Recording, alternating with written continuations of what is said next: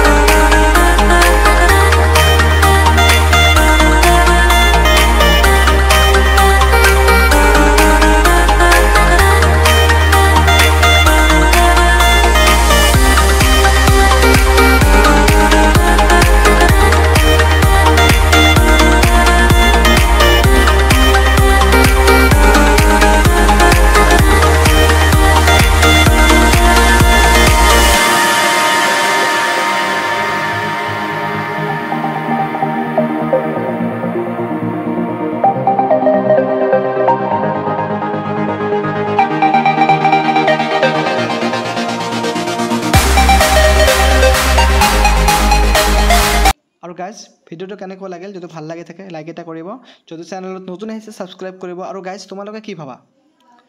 এইবাৰ ADRE grade 3 কিমান cut off যাব কমেণ্ট বক্সত নিশ্চয় জনাব আৰু আপোনালোকে কিমান মাৰ্ক পাব বা আপোনালোকে সিলেক্টেড হ'বনে নাই কমেণ্ট বক্সত নিশ্চয় জনাব থেংক ইউ